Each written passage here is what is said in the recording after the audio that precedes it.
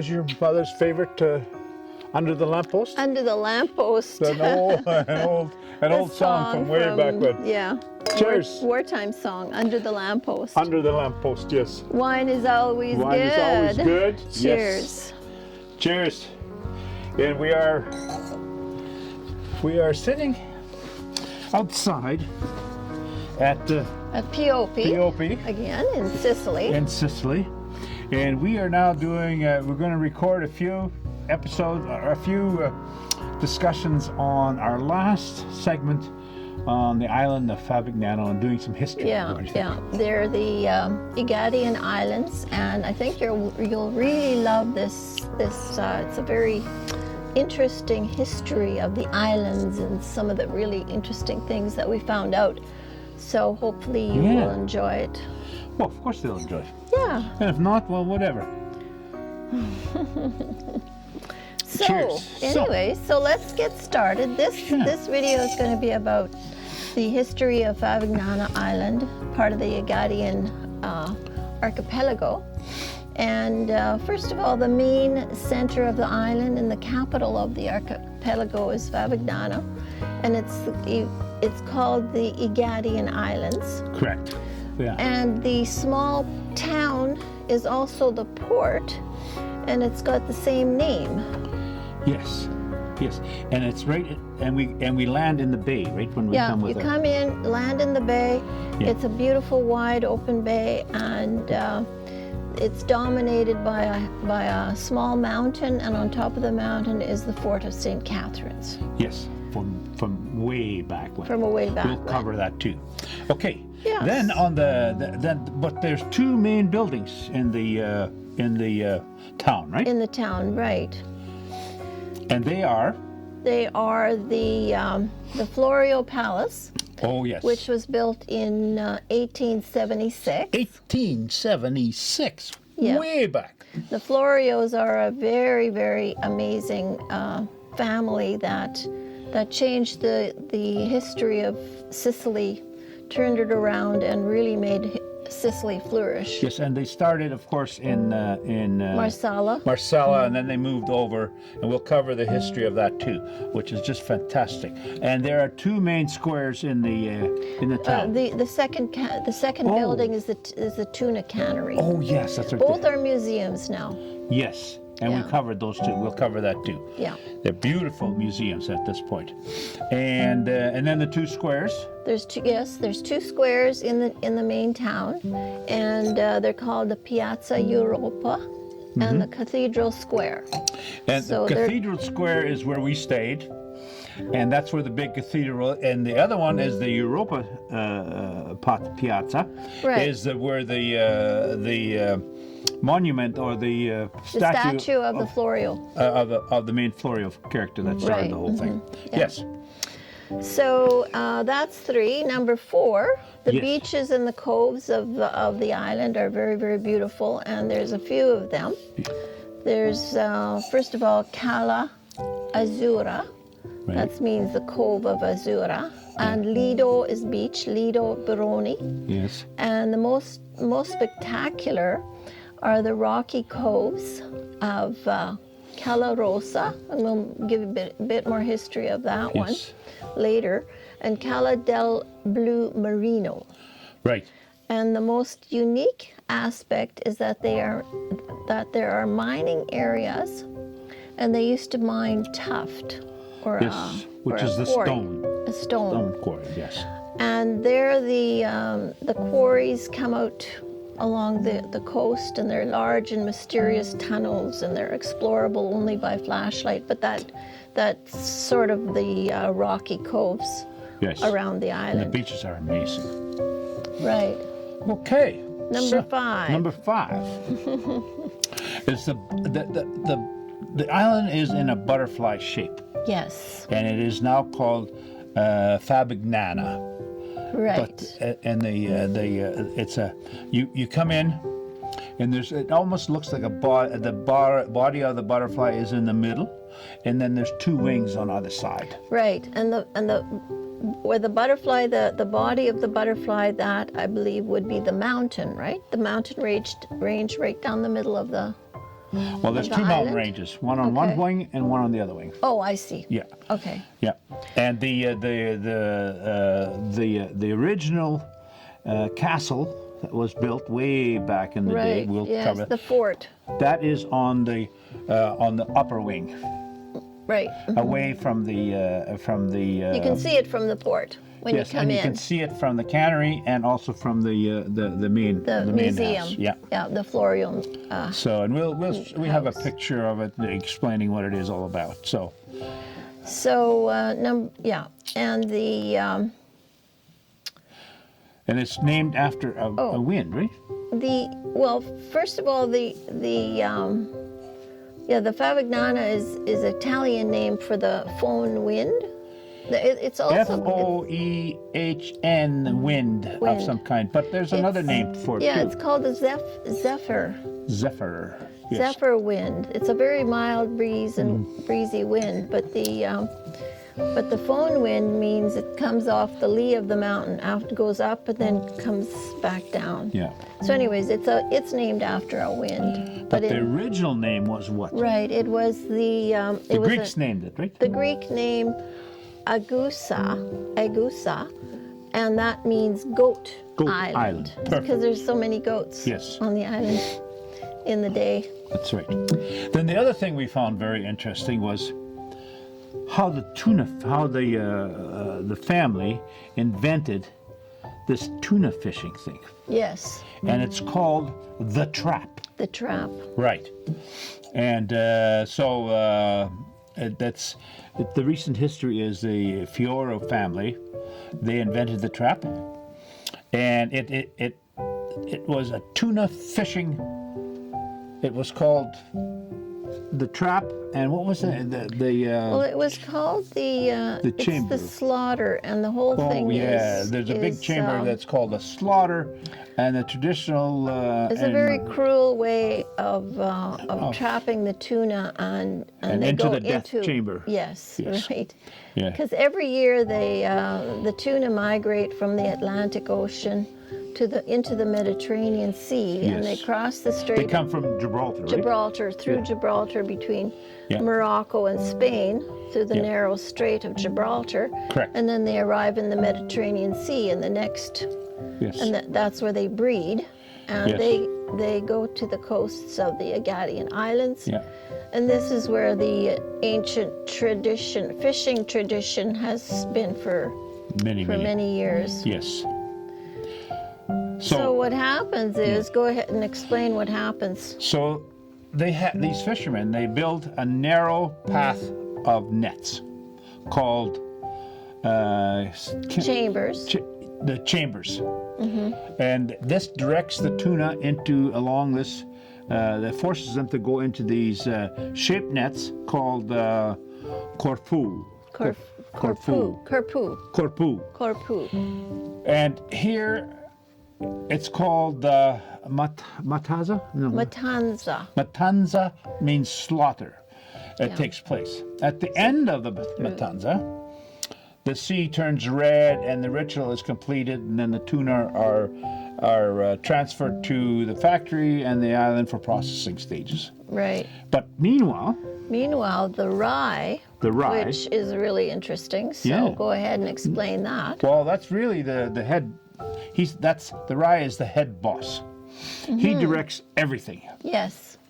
He directs the construction of the path of the nets, and where they capture the tunas, and he identifies the final placement of the matanza, which Yeah. is the slaughter. Where will it's take going to place. happen. Yeah.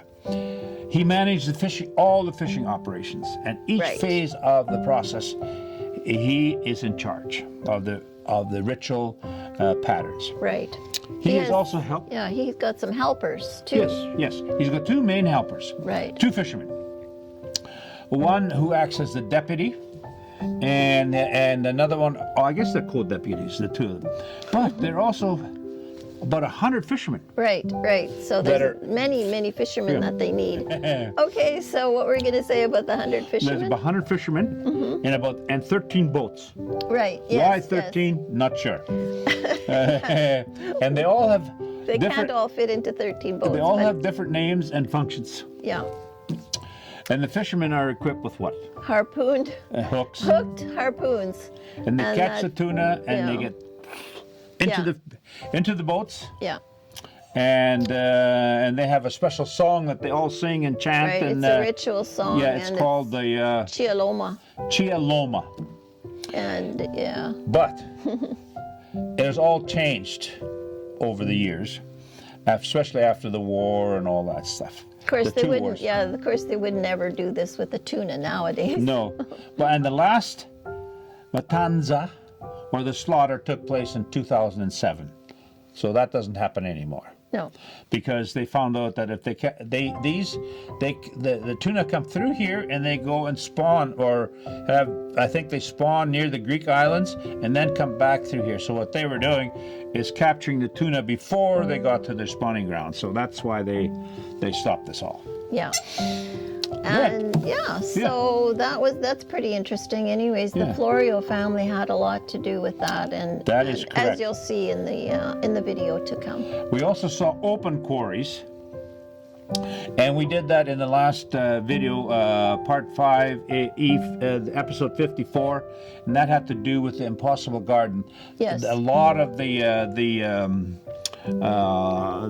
quarries were quarried and taken to the mainland, and also they sent them to 2 other places in the world. Do you remember where they were? Yeah, they also imported them to 2 other countries. Tanzania? Tunisia and Libya. And Libya. Yeah. But most of the big mansions and palaces on the mainland were all built from these quarries. Yeah, and about the tunnels, they're it's like a tuff, like they're like it's maybe a limestone or a stone, and they cut them in blocks. Yes, by hand. And by hand. Yes. And what happened in the end is there were so many cavities and galleries and monoliths that shaped the landscape, and tunnels, as mentioned by the earlier on the shores. Yeah. And so the whole landscape is cut up and broken up, and it's pretty interesting. So, but also I don't know if we want to touch on it right now, but the thing is, after the Second World War, we'll cover a little bit more of that. You have to remember that people started leaving. Yes. Favignana. Yeah. And they went all over the place because there was nothing left here. The fishing thing was sort of over big time. But in 1960, they started major tourism on the island. Yes. And then the people started coming back. Yeah.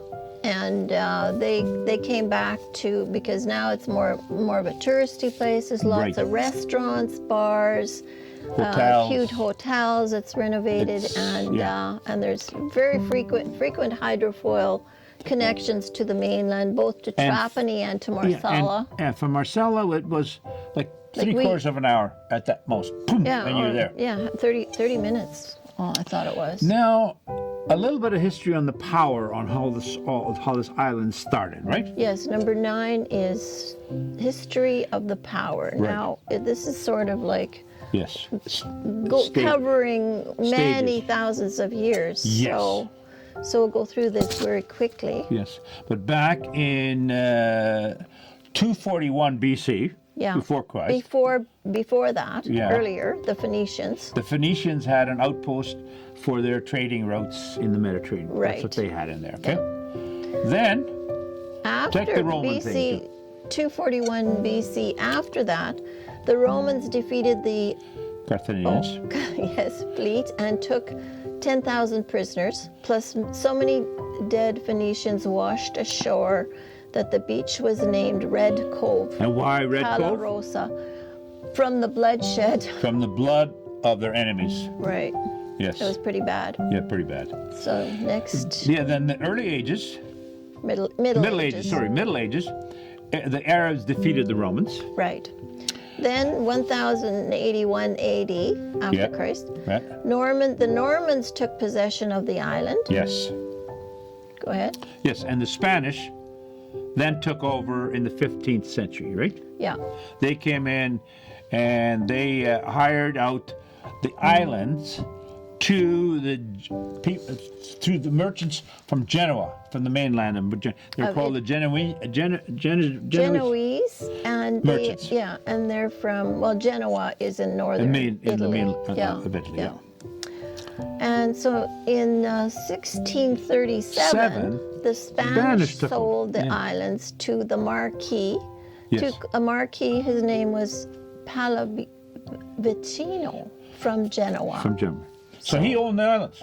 Yeah, interesting. Yeah, so 1874, the Marquis from Genoa sold the islands to the, Ignazio Florio.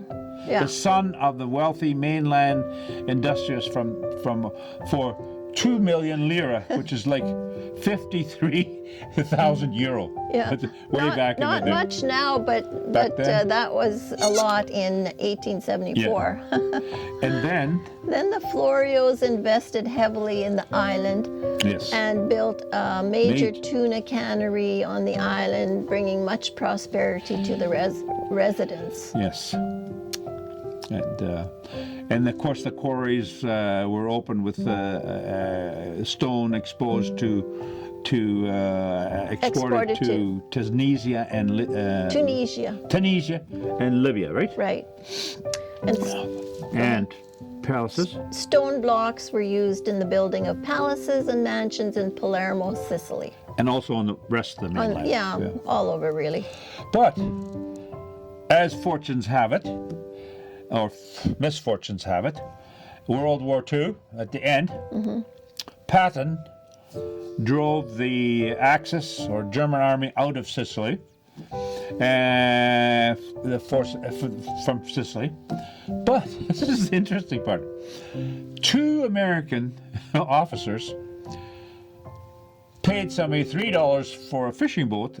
2 of them went over to Favignana and talked to the forces, the Italian forces that were working with the Germans at that time on the island, and discussed with them and said, look, we're going to take about 1,000 prisoners. And the Italian lieutenant colonel surrendered because he already knew what was happening on the mainland. Yeah, it was over. And I imagine the conversation went something like this. Look, you either surrender, or we bring Patton over here, and then you guys are going to be done for sure. That's something you're like just that. musing that. I'm surmising that, yes. Yeah. So anyways, after that, the fisheries declined after the 2 world wars. Yes. Due, of course, to the rise of factory fishing. All over the world. All over the world. Yeah. So then after, after the Second World, Right. what were the brothers that bought it? The Perotti brothers. I don't know much about them, but they bought the factory. They bought the tuna factory, and they that was after the decline of the Florios. But there was a big decline after the war, where people didn't have much to do on the island, so they left for the mainland. They left for all over the world, but lots of immigration to the States and Canada from Sicily. The factories kind of continued. Fishing kind of continued to about 1980, but the people weren't that much involved in it. No, it was declining a lot, and so it went into a decline. But in 1960, of course, tourism. Somebody started tourism. the tourism, and a lot of people moved from England, from all over Europe. Yeah. They moved over to the island, and they started tourism. Yes, exactly. And so it turned around. The fortunes of the island turned around. Yes, and on the last note here on this particular part is 2007 was the last Matanza slaughter. also translated as the slaughter, took place. Right. Actually, there's one more point. Okay, go ahead. Bonus point, number 10. They did they wrote a book on, somebody wrote a book, And there's also a TV series on And a TV series on the Florio family. Yes. Yes. And it's called the Lion of Sicily. Right. Anyways, it's a very, very famous, a bestseller novel. Very it's large really novel. good reading. Very, very good reading. Yeah. It's just And very good. so we're going to end this particular segment, right? Yes. And so we're also going to do another one, another video on just the Florio family and their and how they lost their fortune and why they lost their fortune. Right. Right. Ciao. Yeah. Ciao. Ciao. Cheers. Chin chin. Chin chin.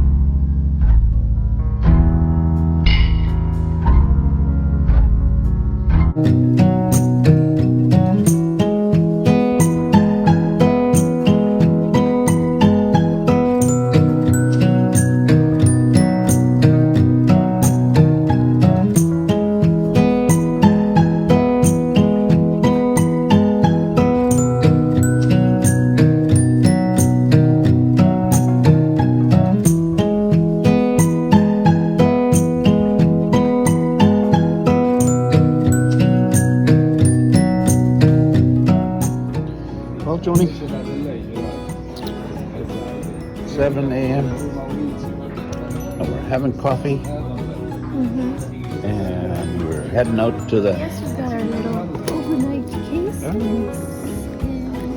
And we're off to the ferry in about 10 minutes. Leaves at 7:55. Yes. And we're having our beautiful espresso and cappuccino. Nice square, eh?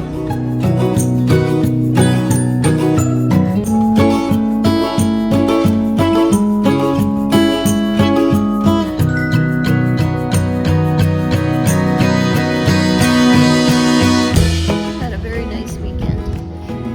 Yes. We've spent 3 nights here.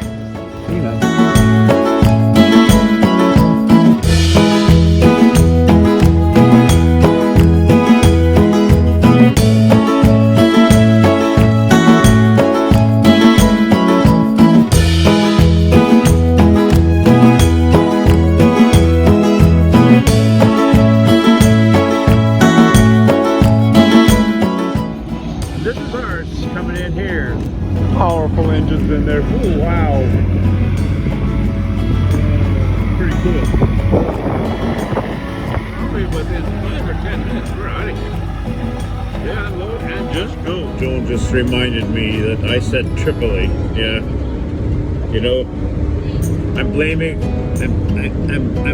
all the raw food she's making me eat. It's Trapani, right? Trapani. Okay, so I'm correcting myself right now. It is Trapani that all those ships were going to. And what's Trapani or Trapani? Yeah, okay. Yeah. And we're saying goodbye to this beautiful island, right?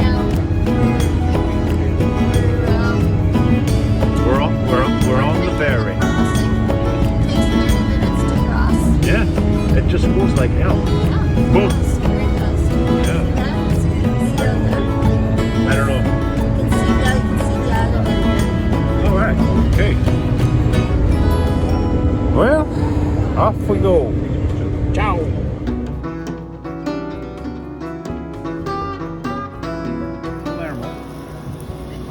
This is street food. And we're going to have some. Right, Junie? Yes, we definitely are. Yes.